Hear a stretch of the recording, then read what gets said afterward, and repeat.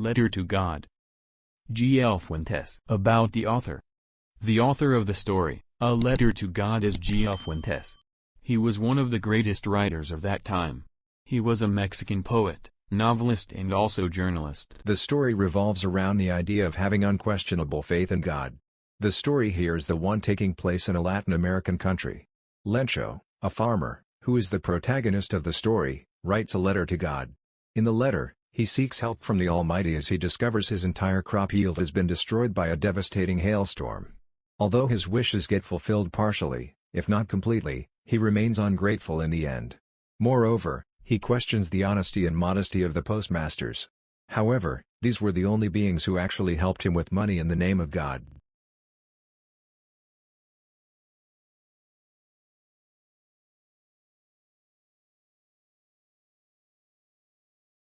Lencho was a dedicated farmer. He was expecting a decent harvest. However, to his grief, a hailstorm came and destroyed his harvest completely. Lencho was very sad. However, he had a strong belief in God. He was certain that God would help him. Also, he was an extremely straightforward man. Although working for a long time on the farm, he knew writing. Thus, he composed a letter to God. In the letter, he asked God to send him 100 pesos.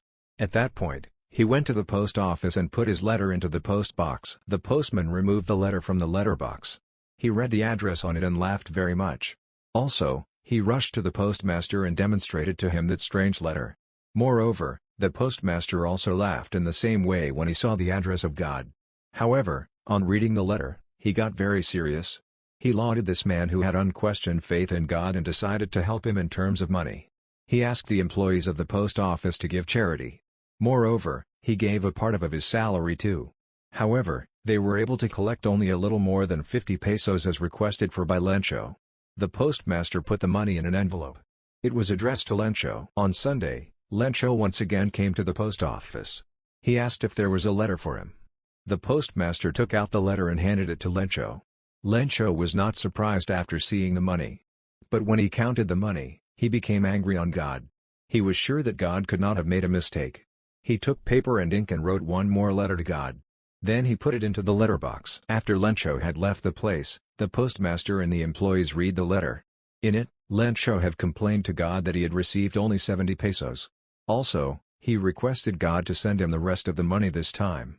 However, he asked God not to send the money through the mail. He wrote that the post office employees were a bunch of crooks and thus might have stolen the money.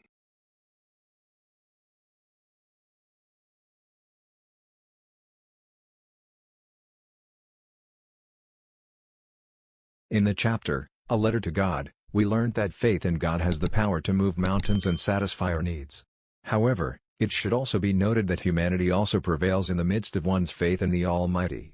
This story beautifully sketches Lencho's deep faith in God and how the post office employees helped him anonymously by contributing money from their pockets to help the poor man in crisis.